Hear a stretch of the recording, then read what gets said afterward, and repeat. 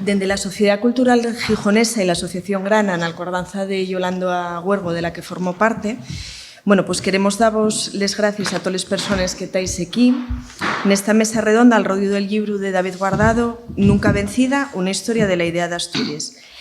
El agradecimiento lle para las personas que asisten como público, pero también, y casi diría yo que especialmente, para los que están acompañándome na mesa.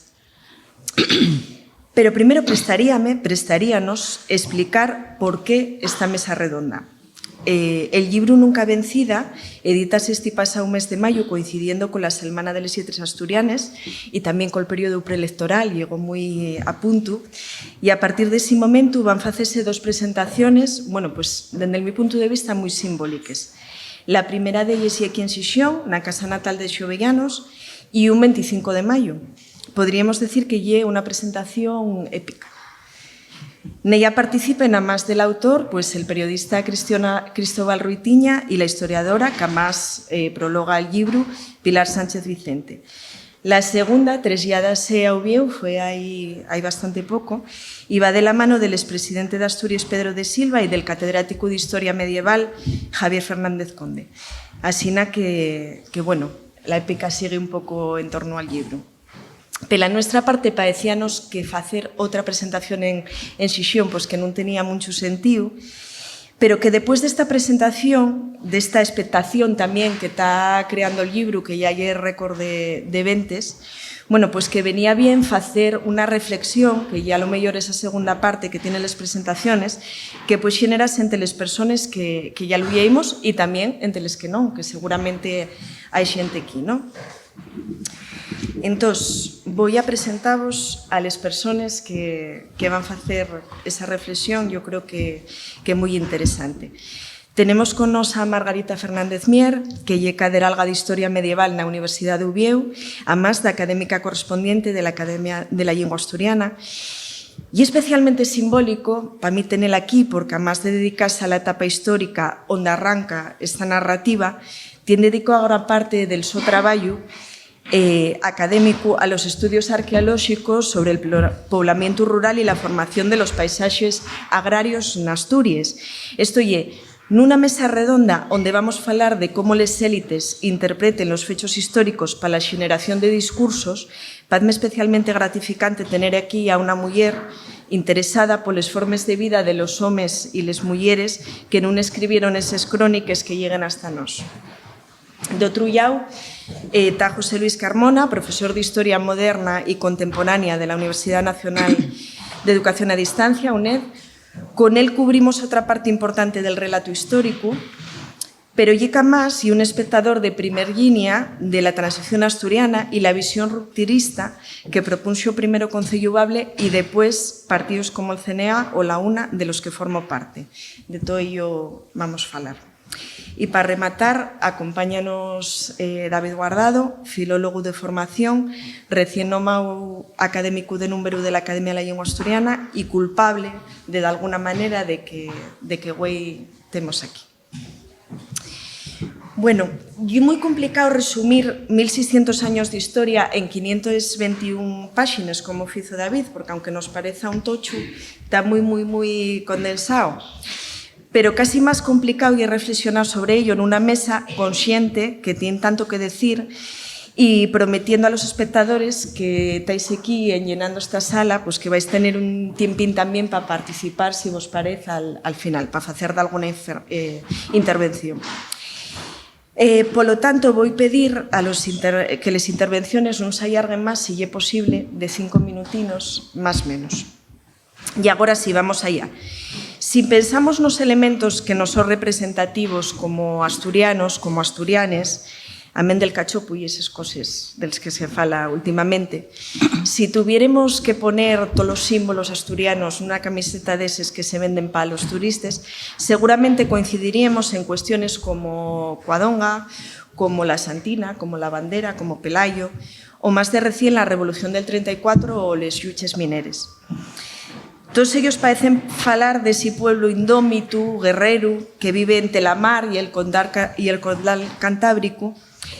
¿Cuánto hay de representativo realmente en esa imagen colectiva que tienen o que tenemos de nosotros mismos. Y en este caso, y para entamar, voy a dar la palabra a David, pidiendo que sea un poco breve, porque hay una pregunta casi, pero bueno, de apertura. Bueno, muchas gracias, Iris. Yo la verdad es que, en concreto, lo que pretendí con el libro, que es un poco lo que bueno, yo creo que hay una excusa, en este caso el libro, para hablar un poco de cosas que salen en el libro, pero cosas que no salen también, ¿no? Y también tengo que decir que, claro, para mí y es una cosa muy guapa poder contrastar este tipo de cosas con dos personas como Margarita y como José Lluís, porque son personas que realmente ellos sí son historiadores. Yo, una cosa que es muy importante, que siempre la digo, pero insisto en ella, este no es un libro de historia de Asturias. O sea, yo no estoy hablando de la historia de Asturias, ni pretendo explicar la historia de Asturias, de lo que pasó o no pasó en Coadonga, en 1808 y demás. Lo que intento hacer modestamente es una descripción de los discursos que generaron esos fechos o esos mitos o esos símbolos, de todo lo que se construyó ideológicamente alrededor de esos conceptos o de esos fechos históricos, ¿no? O de esa historia.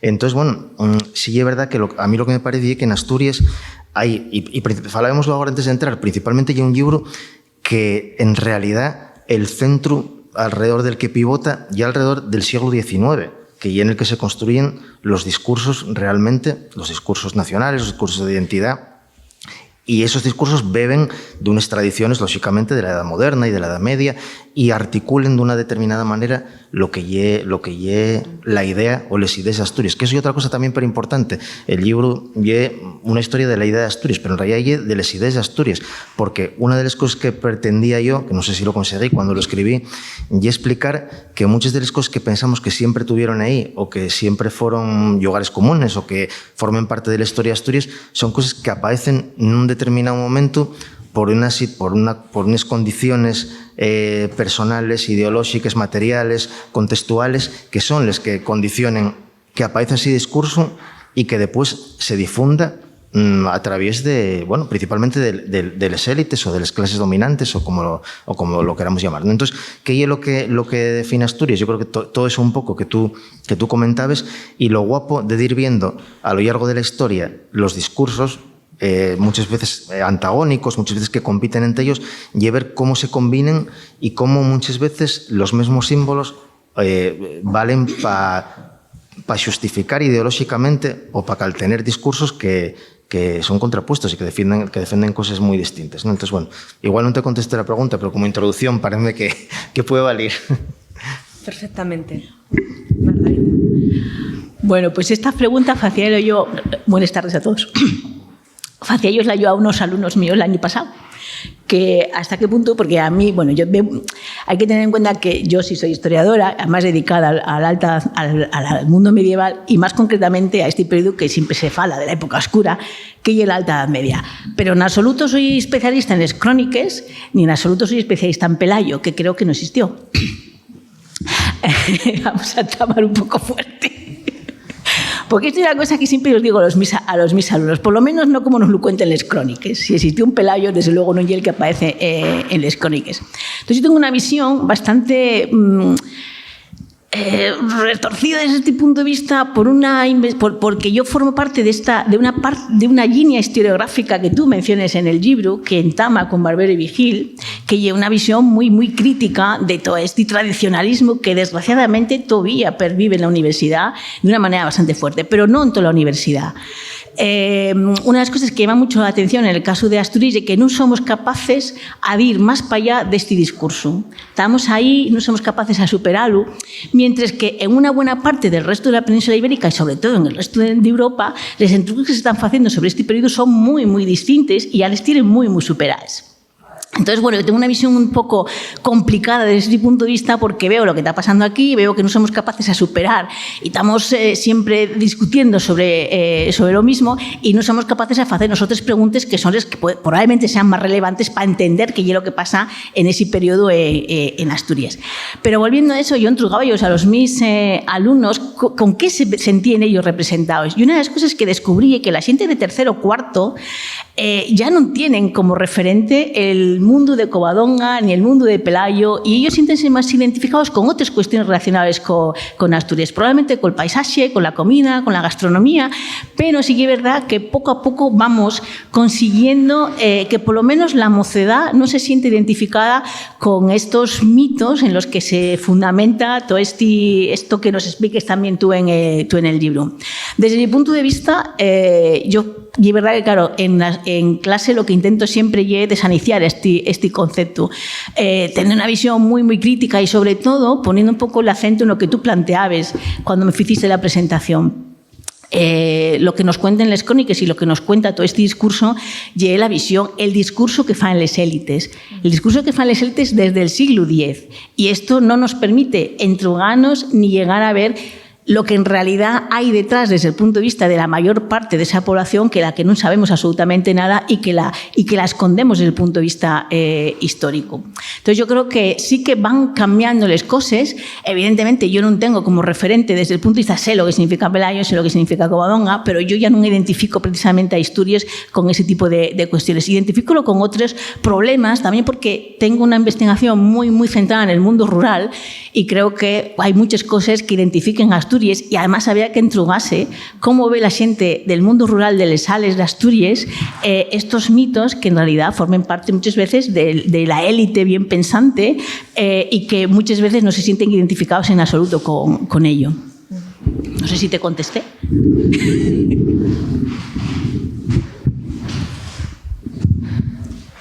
Bueno, muy buenas tardes. Por seguir y enlazar con el tema, yo creo que una de las palabras clave que tenemos que tener presentes en esta reflexión y en este posible debate que podamos generar es el concepto y la palabra élite, élites, porque tenemos que tener muy en cuenta que esto que llamamos Asturias y es básicamente a lo largo de toda la historia un territorio, un país rural, donde las élites son pocas, a veces tienen poca influencia, a veces muy alta, pero siempre van a ser capaces, justamente por eso son élites, de articular una visión, un discurso que va a terminar calando entre la sociedad.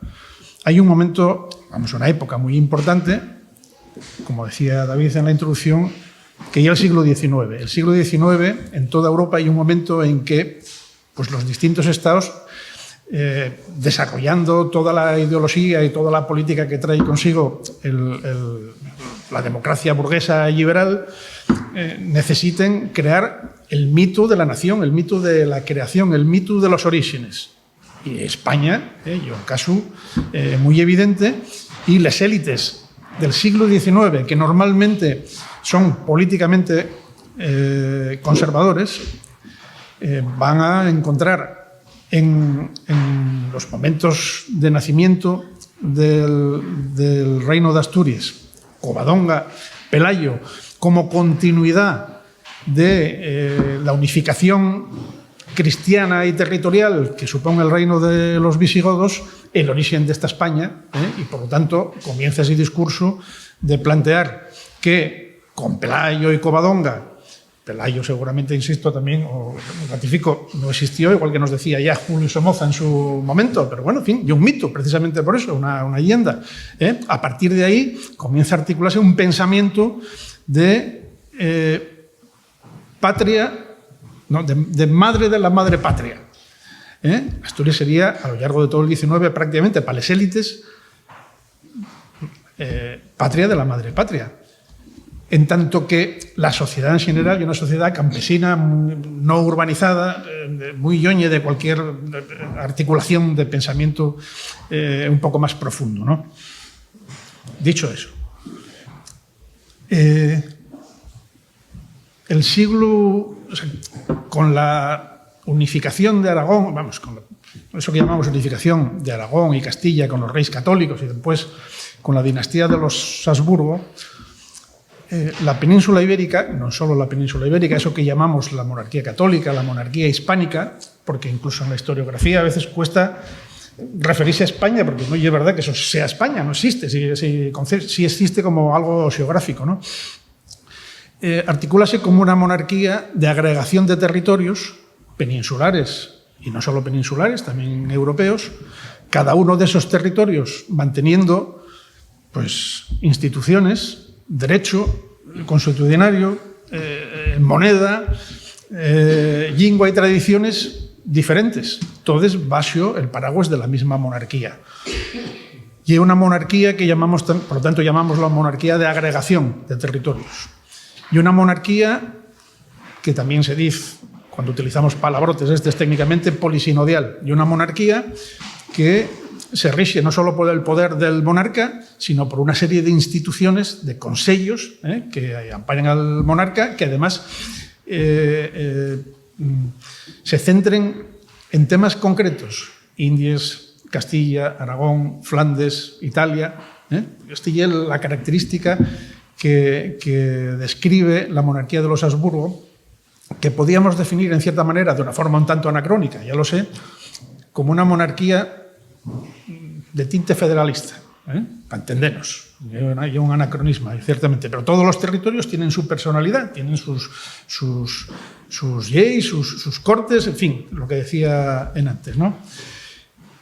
Hay un año clave, que va a ser 1640, y es la crisis territorial de los territorios de los Habsburgo, en el que, bueno, por presión de la propia monarquía y del propio valido, del conde duque de Olivares, se producen una serie de sucesos soberanistas e independentistas. Especialmente los más llamativos son el de Cataluña y el de Portugal.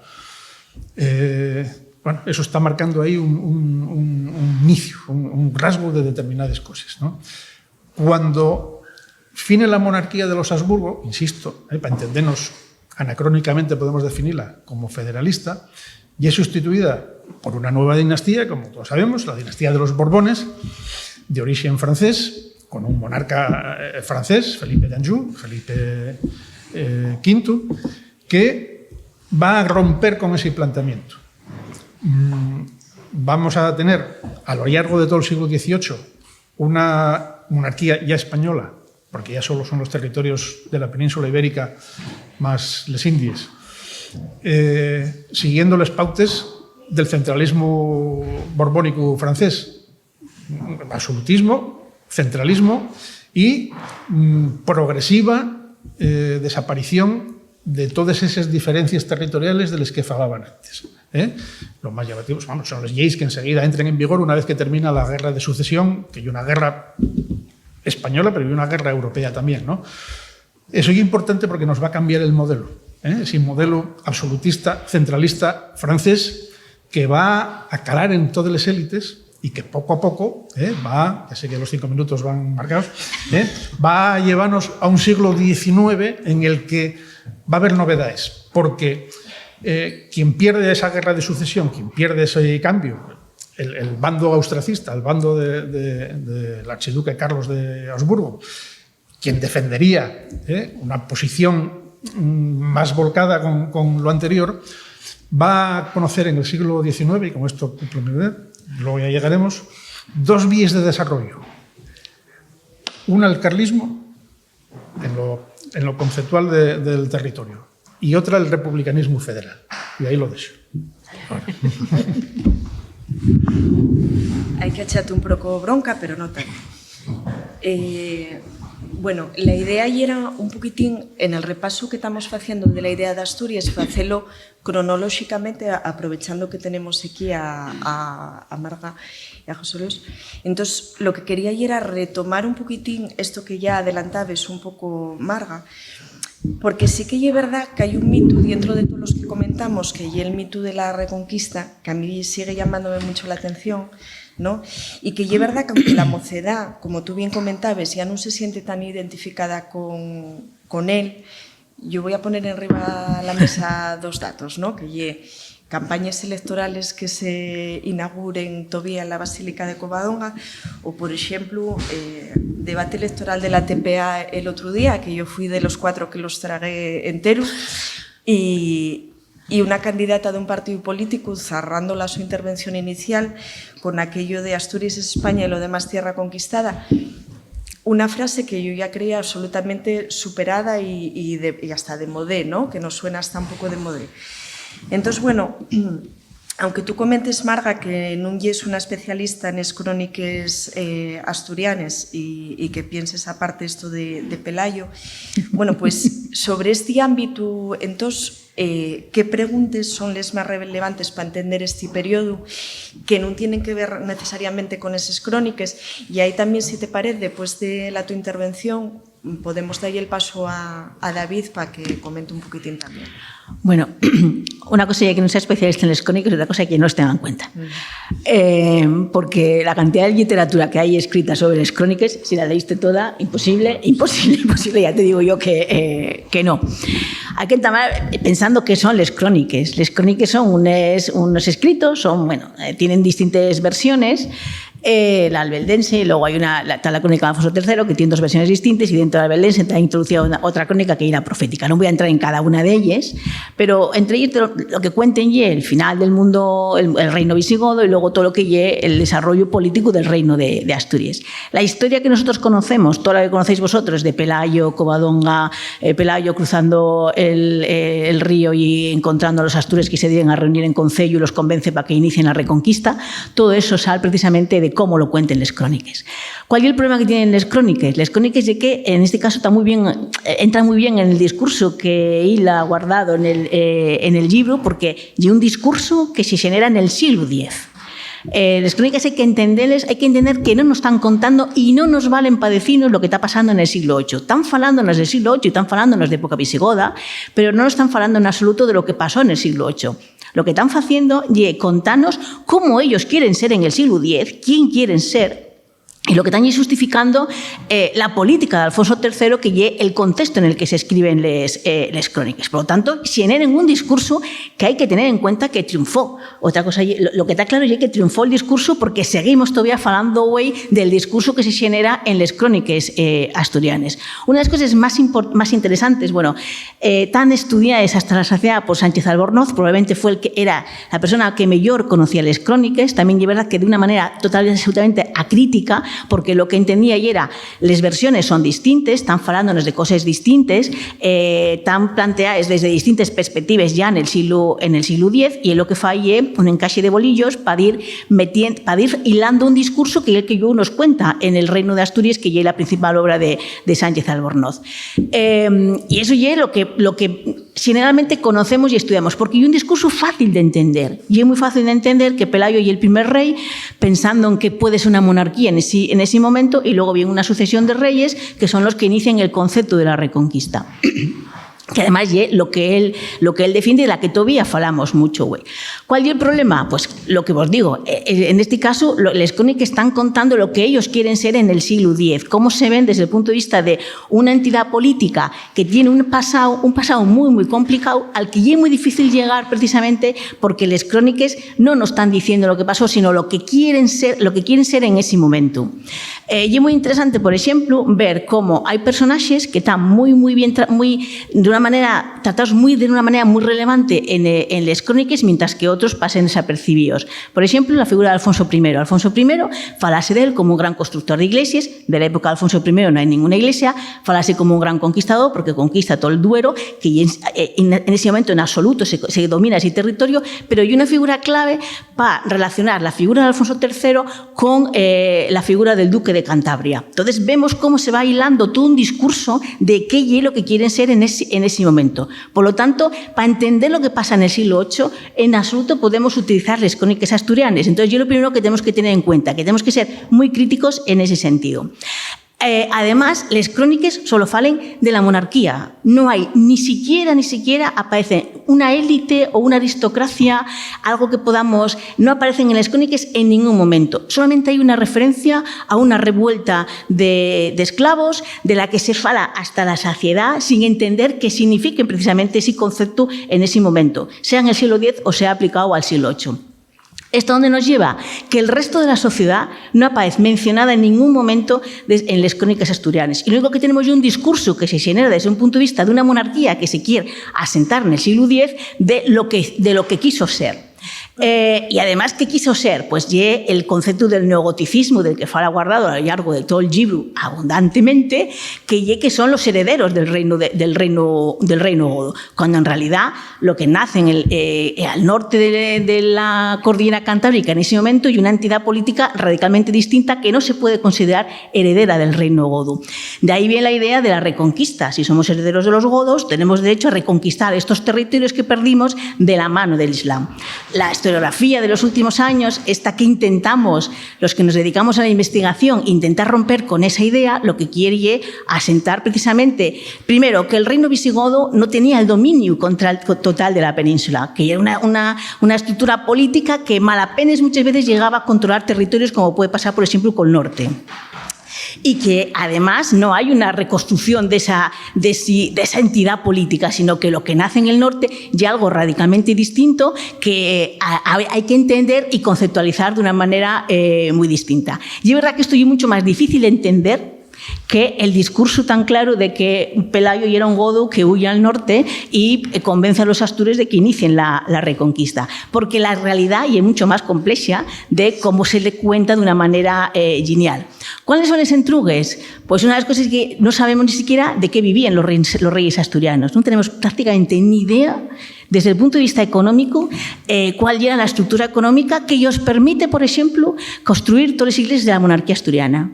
Todas las iglesias del prerrománico asturiano, del que sabemos tanto desde el punto de vista artístico, no tenemos ni puñetera idea de qué hay detrás desde el punto de vista económico. Porque hace poco di una conferencia que falaba del árbol que no nos deja ver el bosque, y es que estamos continuamente pendientes de qué fue Pelayo, qué pasó en Covadonga, si es que pasó algo en Covadonga, y sin embargo no nos hacemos ninguna entruga desde el punto de vista de cuál es la estructura socioeconómica que hay detrás que permite cómo se controla el territorio, cómo llegan a controlar esos espacios que dicen que pertenecen a la monarquía asturiana, de dónde sale la estructura social y económica que permite que se pague una mano de obra especializada, que permite que se pongan en manos todo ese tipo de, que se construyan todo ese tipo de arte que es tan relevante y que es tan identificativo de la monarquía. Entonces, estamos siempre centrados en los discursos que se generen, que es importante, son muy importantes, ver cómo luego se van utilizando, pero eso no nos está dejando ver lo que en realidad es importante entrugarnos sobre la monarquía asturiana,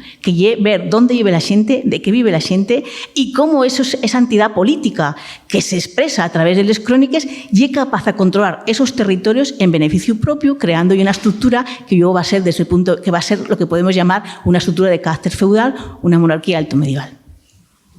Yargo. Fenomenal. A mí, bueno, claro, y interesantísimo lo que comenta Margarita. Y claro, y digamos que eso es una cosa que, bueno, hay un campo, digamos, supongo, de trabajo ahí brutal para trabajar en eso, ¿no? De todas formas, a mí lo que me centro ya en el discurso, a mí lo que me parece interesante es con esa situación, con esa visión de las élites que se convierte en hegemónica, que ya absolutamente hegemónica, que está sedimentada a lo largo de 9 siglos, como ciertos, digamos, les fuerzas que construyen discursos alternativos a esas élites, incluso se pueden reapropiar de esos discursos para decir exactamente lo contrario. Y, por ejemplo, el tema de la reconquista y un tema clarísimo, porque, por ejemplo, la reconquista, que hay un momento en el que, bueno, realmente como el término reconquista realmente ya del 19, ¿no? Pero el concepto ese de la restauración cristiana, ¿no? Como de repente, cuando aparece el republicanismo federal, del que falaba Carmona, el republicanismo federal, que a mí es una de las cosas que me parecen más guapes desde el punto de vista histórico por desconocido en el siglo XIX, porque, por ejemplo, uno de los grandes tópicos que yo insisto también en el libro, y no dejaré de decirlo, que nos contaron aquí en la transición, y que la izquierda es jacobina, porque como es internacionalista, es jacobina. Vamos a ver, eso históricamente en Asturias, Asturias en todos los sitios, en el siglo XIX, y es absolutamente falso. Y realmente, y tienes todavía, aparte del movimiento obrero, en los años 20 del siglo XX, falándote de Pi Margall como modelo, ¿no? Pero bueno, ese es otro tema. ¿De dónde viene? Eso podemos, si tenemos un minutín, eso a mí parece hablar de ello. Pero bueno, a lo que diga, por no... Lo que es interesante es que de repente, cuando aparece el republicanismo federal, garra la reconquista y como ye hexemónica y ye indiscutible, lo que fai ye reinterpretarla. Y entonces lo que te dicen, sí, por supuesto que hay una reconquista con Pelayo, con no sé quién, esto ye todo verdad. Lo que pasa que esto ye lo contrario a lo que decís. Esto no ye un proceso de unificación de la monarquía. Esto no es una monarquía que unifica a todos los pueblos y que los va haciendo uno para construir esa España unitaria. Y al revés, Pelayo ye el que entama la liberación que permite romper la unidad que intentaron construir los visigodos y los musulmanes. No lo consiguieron. Igual que tampoco lo consiguieron los Borbones, igual que tampoco lo consiguen les élites. Y ese es el discurso de Pi Margall en las nacionalidades y que sigue utilizando Bosch Impereta, que podemos decir, eso del bueno, y que esa y es la verdad. No, tampoco, eso y es un discurso ideológico agarrando los mitos y reinterpretándolos. Mitos que están tan consolidados que en ese momento, y como no tenemos, digamos, el método científico que permite cuestionarlos, lo que falla, asúmense, pero pueden reinterpretarse. Y eso a mí es lo más guapo. ¿Y tú cómo puedes interpretar a Pelayo y decir que el Partido Comunista de la Unión Soviética está buscando un Pelayo en Asturias para que implante el comunismo aquí? Y eso dícenlo. Entonces, son cosas, bueno, que a mí yo lo que me parece lo más interesante, ¿no? Y al final, y lo que tiene la idea de Asturias, que esos símbolos realmente son unos símbolos y por eso son tan reapropiables incluso en la Revolución del 34, en la Guerra Civil, porque sí que acaben asumiéndose tanto por la xente en Asturias que cuando cambien los tiempos, cambien las circunstancias, cambien los momentos históricos, pueden utilizarse para cosas radicalmente distintas. Sí. Bueno, eso hay que contextualizarlo también, porque hay que tener en cuenta que la historiografía, la historia en España lleva un retraso importante respecto a cómo se falla historia en el resto de Europa. Entonces, pedía a Bosch Imper en ese momento que piense en una historia social y no en una historia política, solamente política, y pedir demasiado. Hay que tener en cuenta que cuando, yo qué sé, pues Marc Bloch está estudiando el mundo agrario francés, nosotros estamos discutiendo las ideas de Sánchez Albornoz solo. Entonces, claro, y pedir precisamente un avance desde el punto de vista historiográfico que en España no se da hasta finales del franquismo. Hasta los años 60 no hay una apertura a una visión de la historia distinta. Entonces, y es lógico que hagan una interpretación desde el punto de vista ideológico de ellos, pero de una historia que es solamente política, que hay una historia, porque ya la historia que se hacía en ese momento. Bueno, la verdad que muy bien la intervención de David sobre los discursos alternativos, porque precisamente ahora sí voy a dar la oportunidad a explayarse como mejor quiera. Tenemos que saltar unos cuantos siglos, porque si no esto iba a alargarse hasta la madrugada, y vamos a enlazar un poco con lo que comentaban de los siglos XVIII, XIX, XX, donde sí parece que hay discursos autonomistas. Ya tuvisteis hablando del republicanismo federal, del que a mí sinceramente prestaríame falar un pouco máis, porque creo que hai unha parte de la historia bastante desconocida. Y bueno, a mí gustaríame saber por qué esto non acaba de cuallar na transición estos outros discursos alternativos autonomistas, por llamarlos de alguna manera, onde a lo mellor en ese momento y era el momento de superar el discurso de Asturias como la madre que se inmola, o como muy bien decías antes, como la madre de la patria, ¿no? O como dice también David en el libro, que los asturianos nos aferramos al orgullo de no molestar. Bueno, pues ¿qué es lo que pasa en esos siglos que son claves, ¿no?, para el desarrollo de estos discursos? Y ahora sí. El salto que hay que pegar ahora ya es digno del Circo del Sol, ¿eh? Bueno, en fin. Pero si ya menos 20, pues claro.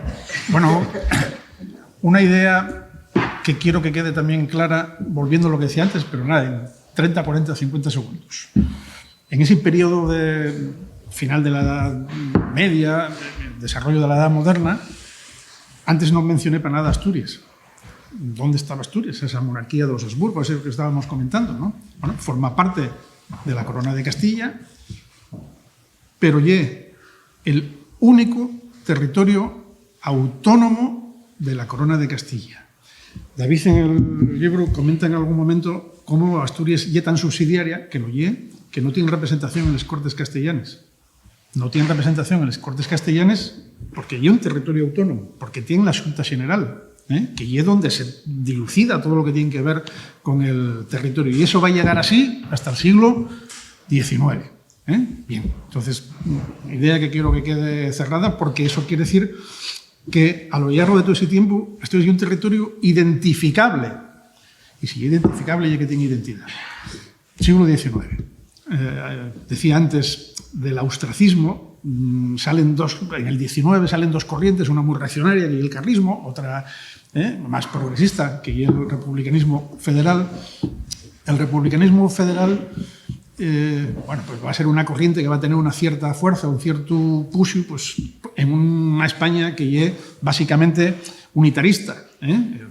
Las élites y el sistema que se plantea, y un sistema unitario. No hay, de hecho, rómpense con todos los... Por ejemplo, desaparece la Xunta General en el año 35, 1835, y integrarse dentro ya de la estructura unitaria, igual francesa, de modelo francés de departamentos, en este caso de provincias. Desaparece cualquier elemento de territorialidad. Bueno, cuando arranca el republicanismo federal, evidentemente el planteamiento es federalista, de vuelta a la recuperación de todos esos territorios, a veces un poco confuso.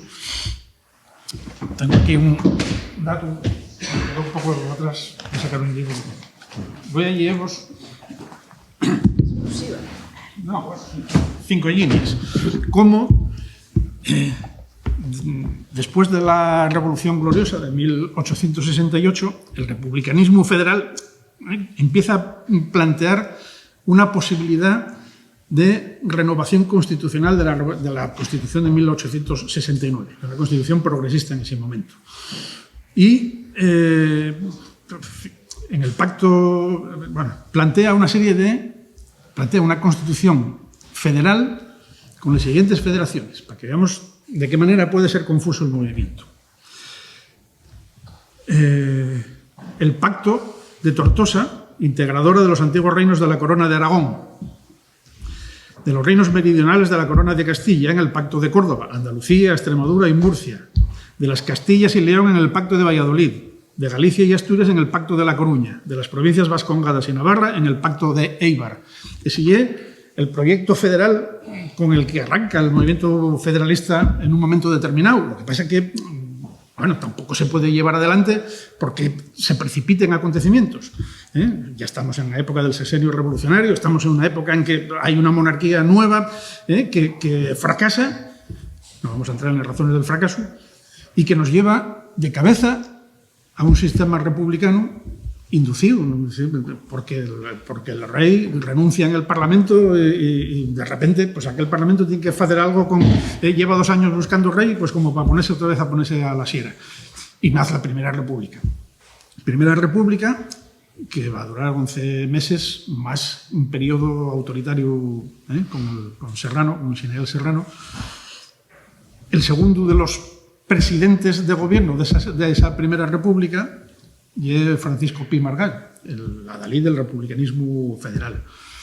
La referencia en ese momento y posterior, intelectual, la redacción del libro Las nacionalidades cambian muchas cosas en la visión de lo que se tiene. Claro, ¿qué ocurre con el federalismo? ¿Qué ocurre con Pi Margall? Que el proyecto republicano de la Primera República es un fracaso estrepitoso, especialmente en lo federal, porque cuando asume la presidencia del gobierno, no de la República, porque no hay constitución republicana, no se es capaz de llegar a redactarla, siguen funcionando con la del 69, quiere poner en marcha un proyecto federal, pero no de territorios, sino de comunidades más pequeñas, casi de municipios. El federalismo desde abajo. Y claro, el guirigay que se monta ya es insuperable, porque en ese momento ya comienzan a tener presencia y a organizarse movimientos de tipo anarquista que coinciden también en este planteamiento federalista. Los federales y los anarquistas van a ir de la mano en muchas cosas a lo largo de los siguientes años. Con el fracaso de la Primera República, claro, va a cuallar el sistema de la restauración, que va a durar 50 años, que va a ser ese que va a articular todo este movimiento de que estamos hablando, que ponen en marcha las élites de diseño de un modelo ideológico de país,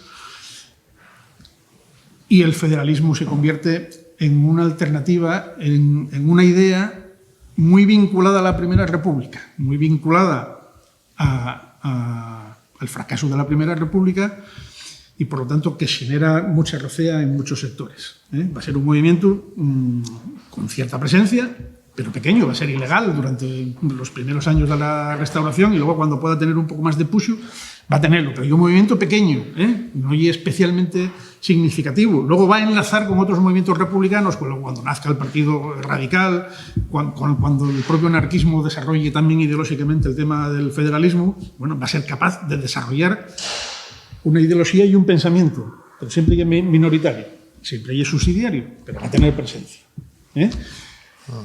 No llego hasta la actualidad todavía porque me van a enseñar luego el reloj de forma evidente, ¿no?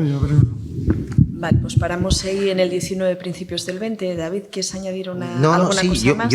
Pero no quiero, sí, no, y un quiero segundo. que nos dé tiempo a Y un segundo, yo, transición. bueno, vamos a... Y es verdad, lo que pasa es que yo creo que todavía, a mí una cosa que, precisamente por este discurso de este tipo, que es cierto, digamos, a grandes rasgos, y es muy interesante cuando te pones a mirar realmente documentación y discursos de ese momento, y como lo que decíamos antes, como este proyecto, hay un proyecto autonomista en el 1917-18 de los ayuntamientos mineros asturianos, y el ayuntamiento de la Felguera y el de Mieres, lo que te dicen que el modelo y el modelo de Pimargal, y están controlados por el Partido Socialista. Entonces yo creo que al final, como tenemos que simplificarles cosas y digamos que explicarles, tenemos esos conceptos, ¿no? Pero después cuando bajamos, yo lo que creo que de hecho cuando se proclama la Segunda República, el debate si es federal o no es federal, y al final el modelo que se llega a un concepto que es parecido al de la Constitución del 78, que es ni para ti ni para mí, y es la República integral, que no es unitaria, pero tampoco es federal. Y bueno, eso podemos hablar después de ello, ¿no? Pero bueno, yo creo que eso siempre está ahí. Y después está el tema, la diferencia entre federalismo y autonomismo. Está también todo el tema de la articulación del tema de Cataluña, que es siempre el tema, y es modelo o contramodelo. Bueno, en fin, eso... Que pensamos que eso es nuevo, pero lleva 150 años siendo así, ¿no? Bueno, y otra cosa que tiene que quedar clara, antes mencionaba Pimargal en la Primera República, ya cuando se desarrolla el modelo federal de la Primera República, Asturias es uno de los estados constitutivos de la Primera República, no solo hay una cuestión territorial por bajo. Luego ya en el siglo XX, y es verdad que Asturias continúa siendo subsidiaria y un territorio que apenas tiene poco que decir, hay unas élites que sí tienen algo que plantear, pero en general lo que triunfa por una parte y el anarquismo en algunas zonas, Sisión, la Felguera, el socialismo en otros, son movimientos por una parte internacionalistas, por otra parte los anarquistas con su toque federal, y llévanos a la Segunda República, en la que de nuevo se nos plantea un modelo de Estado básicamente unitarista. Hay que abrir la excepción de Cataluña, que ya el gran debate y uno de los debates constituyentes, el Estatuto de Cataluña. El Estatuto de Cataluña, no si el Estado, si la Constitución va a ser una vez abierta. Bueno, lógicamente, una vez que se abre para uno, hay que abrirlo para los demás. Los vascos van a llegar enseguida a plantear ese debate.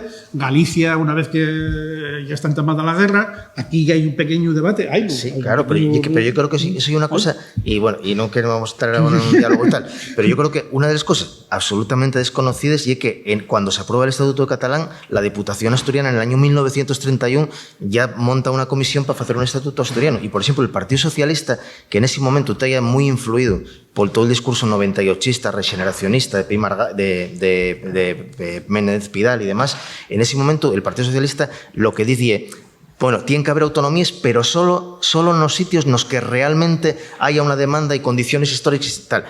Y el Partido Socialista en Asturias, la FSA, dice como Asturias, y empieza un proceso autonómico liderado por el Partido Socialista desde la Diputación. Otra cosa es en qué términos y con qué bueno, bajo qué premisas, ¿no? Pero bueno. No, tampoco. Eso da para un debate solo de eso.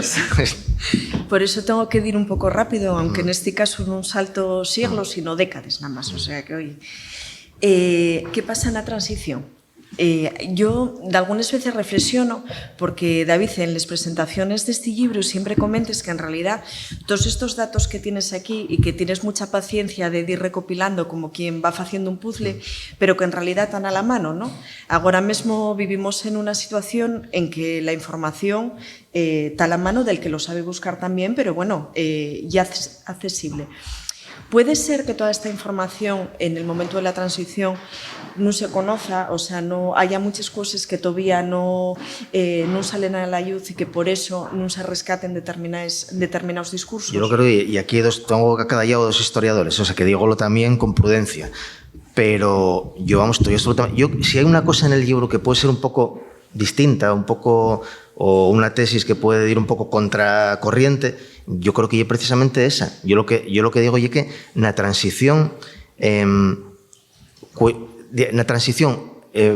hay unos lugares comunes que asumen, que son hegemónicos, que asumen el conjunto de las fuerzas políticas, de las distintas ideologías y tal, que son, digamos, fundantes para todo lo demás, ¿no? Entonces, que en Asturias no hay tradición autonomista, hay cuatro cosuques y son reaccionarias, cosas ahí y tal.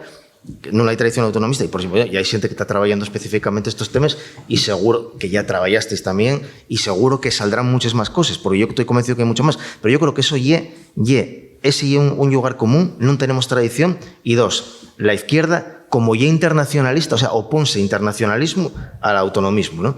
E eso é un corsé que condiciona todo, e de fecho condiciona al propio asturianismo que nace nese momento, que nace con la percepción de que lo que está haciendo es una cosa que no tiene tradición.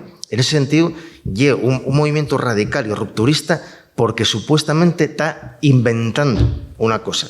Y asúmelo, y ese momento, yo creo que parte de la gente que vivisteis ese momento, asúmelo con orgullo. Sí, esto nunca se hiciera en Asturias, pero había que hacerlo y nosotros hicimoslo. Yo creo, y es lo que defiendo en el libro, que el asturianismo de los años 70 es parte de la tradición federalista y autonomista asturiana. Y un eslabón más que en ese momento histórico agarra esa forma. Y lo que pasa que, y failo, y tiene más mérito todavía porque lo fai sin conocer una tradición que ya era desconocida en parte y que en parte estaba ocultada o borrada por los sectores que en ese momento de la transición no os interesa que Asturias tire por ahí, que tire por ahí en un momento en el que parecía que ese momento, el momento previo a la Constitución, que era el momento de la plurinacionalidad, que hay una palabra, un término que suena como muy de ahora, pero que en ese momento estaba vivísimo, porque ya era un poco como la Segunda República, como la primera, y este Estado que se va a montar, ¿cómo va a ser? Y era el momento que, bueno, que Asturias en ese momento y Concello Bable en ese momento plantea que el papel de Asturias tiene que ser, que Asturias tiene que formar parte de esa España plurinacional, ¿no? Y claro, ahí yo lo que creo es que los sectores que no les interesaba eso, lo que vuelven, reactiven, resuciten, recuperen el discurso hegemónico y lo que hacen actualizarlo con un concepto gato pardesco para decir, no, perdona, Asturias y todo esto, y el Pelayo y el Codoma, pero interpretado de esta manera. Pero bueno. Voy a decir algo porque va a ser muy corto. Sí.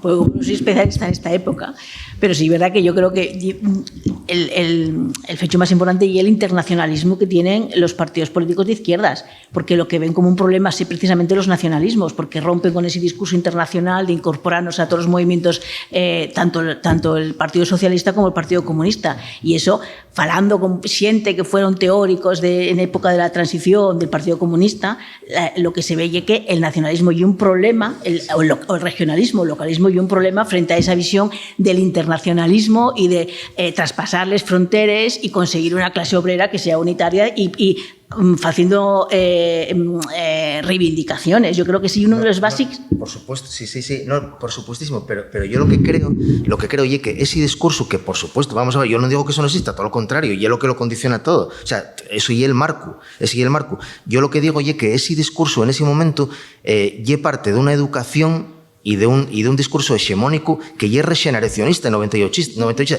y que ya, aunque la gente, por ejemplo, del Partido Comunista, del Partido Socialista, tenga ese discurso, ese es un discurso del liberalismo de la restauración, y es discurso nacional liberal.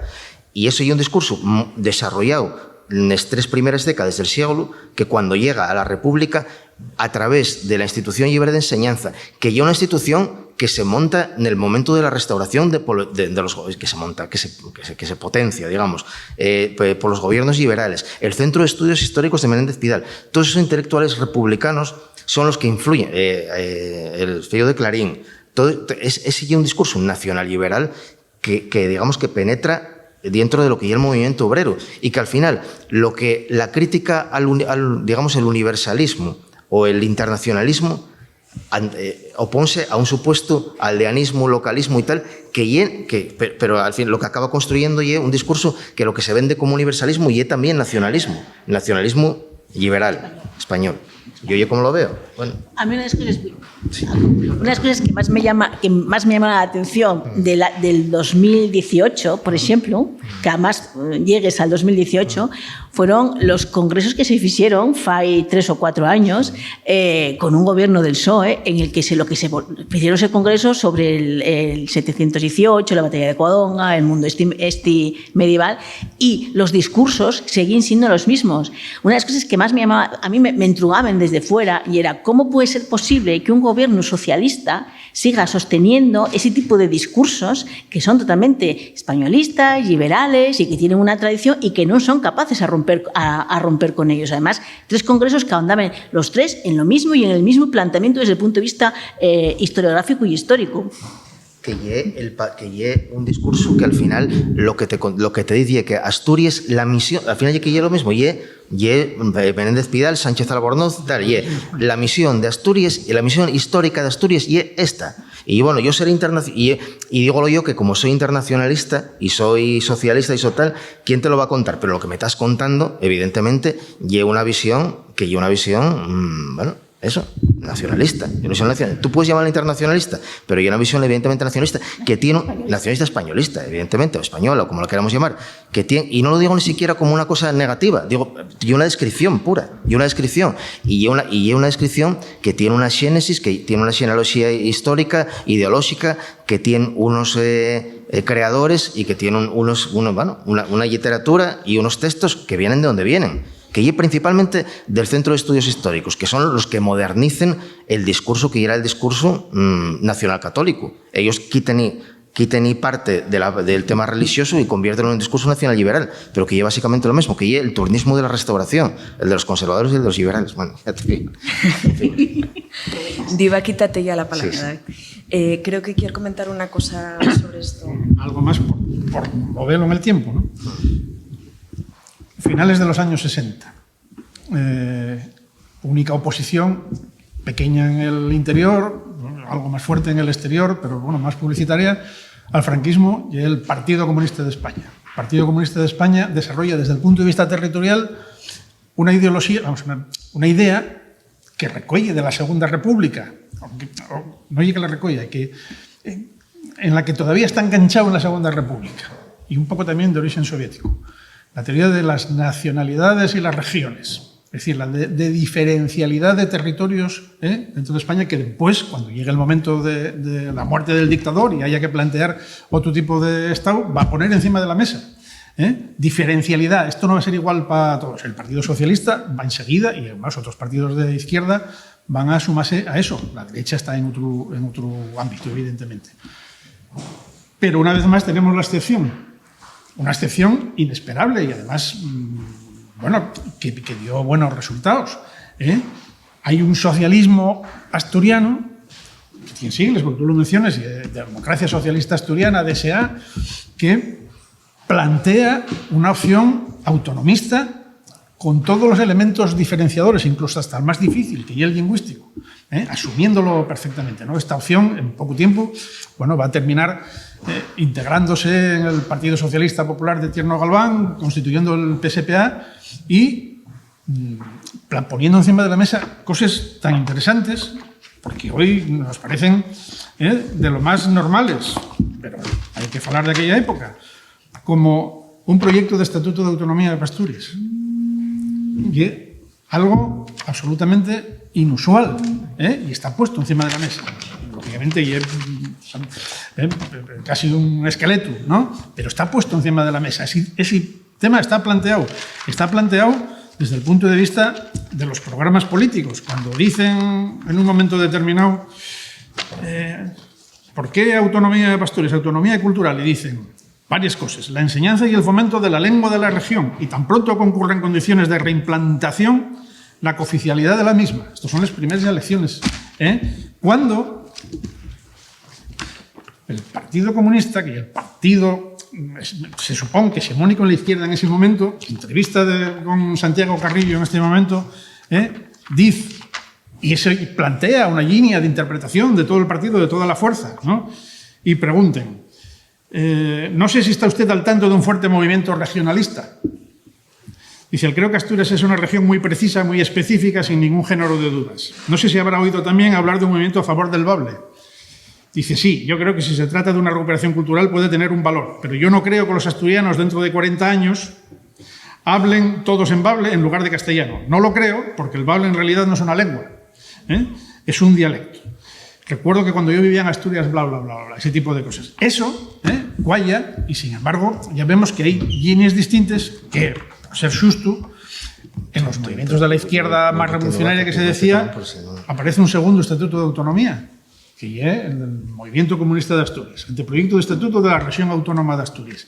Eso está presente, pero pasen las primeras elecciones y esto como el chochín de azúcar que se echa en el café queda disuelto, primero porque la primera opción termina siendo fagocitada por el Partido Socialista y a partir de ahí, ¿no?, hay un tope, no se puede continuar, y porque el Partido Comunista ya no es la fuerza hegemónica de la oposición, y hay una pequeña fuerza, sin tener la representación con la que contaba.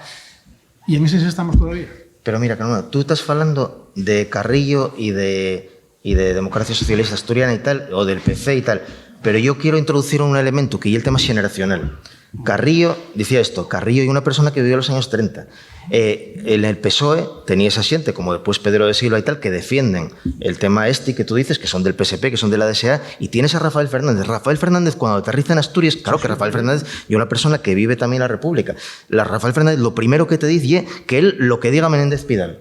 Y que yo lo que dice, la misión histórica de Asturias es recuperar lo que el pueblo español quería recuperar en el siglo VIII. Un señor que es del Partido Socialista. ¿Por qué Menéndez Pidal dice eso? Porque tal, porque igual, no, porque la cultura en los años 30, aunque fuera de la República, o sea, la cultura desde principios de siglo estaba monopolizada, hegemonizada absolutamente por el discurso regeneracionista, 98ista, que es el de Unamuno, el de toda esta gente. Y eso ya era absolutamente transversal, quitando en algunos sitios. Y lo interesante es que yo creo que ver, que es lo que podemos ir poco a poco rescatando, para ver que simplemente eso era parte de un puzzle.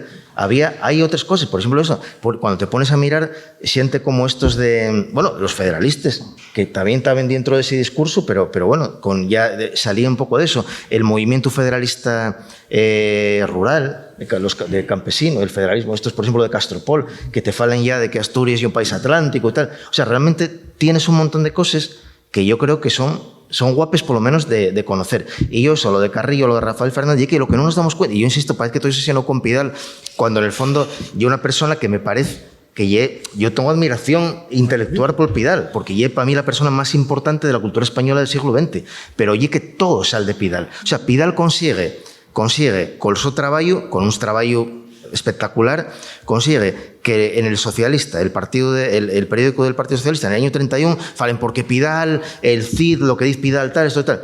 Y en el año 42 están falando los falangistas diciendo exactamente lo mismo, porque consigue un grado de transversalidad absoluta. Y bueno, y eso, una hegemonía cultural que... Y ya está, perdón. Ahí estamos. Bueno, en el caso tuyo y Pidal, en el caso mío y Sánchez Albornoz, sí, no hay nada, y lo mismo, no hay nada más contradictorio que la figura de Sánchez Albornoz, que es presidente de la República en el exilio, que no vuelve del exilio hasta que muere Franco, y que precisamente todo el discurso histórico del nacionalcatolicismo y el discurso histórico de Sánchez Albornoz. O sea, va a la misma línea de lo que, pero en este caso, alguien que vive todo el franquismo en el exilio.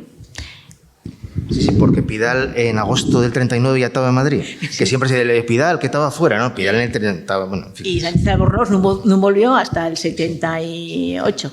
Y que, además, bueno, una batalla personal, vamos. Creo que era el año 76, puede que 77. Igual que en una mesa como esta, yo estaba aquí, Chicanes, y aquí tenía a José Maldonado, presidente recién renunciado de la República en el exilio, que ya estaba presente.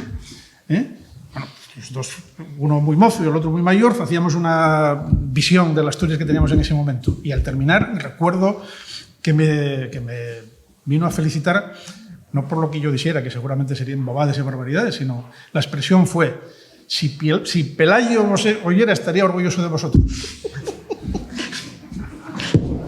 Que no tenía orelles. Bueno, ya, pero...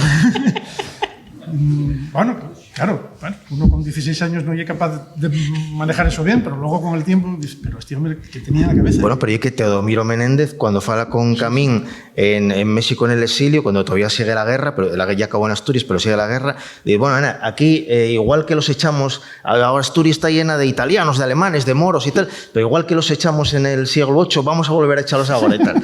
Bueno, y que, claro, pero eso es lo que eso es lo que tienen los mitos, ¿no? Claro, sí. Bueno, tendrá que preguntar. Bueno, sí, ya vos adelanté en la presentación que iba a ser muy difícil contenerlos y yo creo que podríamos estar aquí una hora más perfectamente, pero a mí daríame rabia, la verdad, que la xente non pudiera participar. De fecho, voy saltar una de las cuestiones que iba a sacar, porque aparte, bueno, echando una huelladina, yo creo que aquí también hay personas que fueron incluso protagonistas de estos momentos históricos, entonces que yo creo que igual tienen cosas interesantes que decir o plantear. Pediría también que no fuera intervenciones muy largas, porque ya pasamos de la hora, pero... Fila un discurso muy coherente sobre los discursos ya fechos y descubre muchas cosas. Bueno, también se me ha hallado. El tema es muy interesante. Sobre el Concello Igual, efectivamente, no, que yo pude vivir en Carmona, que yo andábamos por ahí, teníamos la percepción de ese rupturismo. Lo que pasa es que, claro, evidentemente cuando conoces la historia no es tan rupturista, en eso es verdad. Pero en el aspecto lingüístico sí que hay rompedor. O sea, ese aspecto no lo explorara nadie en los siglos precedentes. Y yo soy absolutamente rupturista en eso. Menéndez Pidal, yo soy lingüista, hay que seguir siguiéndolo como lingüista y hay que superarlo como ideólogo, porque es una peste. Y un personaje absolutamente negativo, porque él instala toda esta idea mítica de España que sigue vigente hoy y que condiciona todo, que condicionó toda la idea de Asturias durante la transición. Y he adorado tanto por la derecha como por la izquierda. Y es un elemento muy negativo desde el aspecto ideológico, no como lingüista y filólogo, que sigue siendo una figura menor. Pero el libro de David, claro, habla de la idea de Asturias dicha por asturianos, pero lo que subyace, claro, no es el objetivo del libro, y es la idea de España que está tocada y ategable, claro. Merecía la pena un libro sobre la idea de España dicha por asturianos. Y entonces, claro, ¿qué idea de España, en dónde encaixas? Porque si Asturias no encaja en esta idea supremacista, esta idea nacional española supremacista con la versión católica, la versión liberal, que todo lleva a lo mismo, y una visión absolutamente castellanocéntrica, despectiva hacia la variedad, etc. Asturias no cabe ahí. Los que pensamos que Asturias no cabe ahí porque es la perdición de Asturias, eso. Y entonces, ¿en qué idea de España cabe? Porque, claro, este nacionalismo español consiguió instalar la idea de que o es español de esa manera o es separatista. ¿No? Estableció ahí una trampa en la que cayó todo el mundo. Pero lo que está en discusión en qué idea de España encaja Asturias. No será esa idea de España, será otra idea de España que sea respetuosa de toda la vida, etc., ¿no? Pero que la izquierda no consiguió. La idea de España que la derecha nacional española maneja, los jacobinos de izquierda manejan, es muy convincente porque es muy clara. Pero ¿qué idea de España maneja la izquierda? No tiene un proyecto claro que oponer a eso otro, donde encajaría Asturias y otras zonas de España, Asturias y España. Claro, que y España, ¿no? La sociedad asturiana no se titula de otra manera, no se identifica de otra manera más que dentro de un proyecto nacional español, hasta el momento, ¿no? Pues Asturias en esto no es Cataluña, para nada. Donde sí hay un proyecto alternativo nacional que se oponga al español y que es real, y lo mismo en el País Vasco.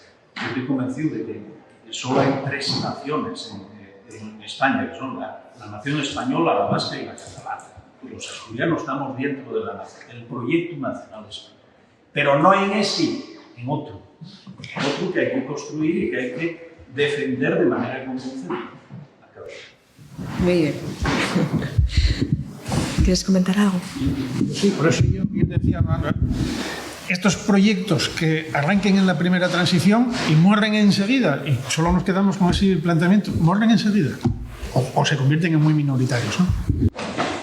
Antes de nada, agradecer a David una gran obra que yo creo que ya es un lugar común de todos los que tenemos un interés en este tipo de cuestiones identitarias. Hay 20 años el republicanismo federal era una que absolutamente marginal en los estudios históricos. Los profesores de la Universidad de Oviedo, con la única excepción del catedrático José Girón, todo este tipo de movimientos anteriores a la nacencia del PSOE y del movimiento renovador tenían un valor únicamente anecdótico, en el sentido de que sería una antesala en el despliegue de una idea difusa de progresismo.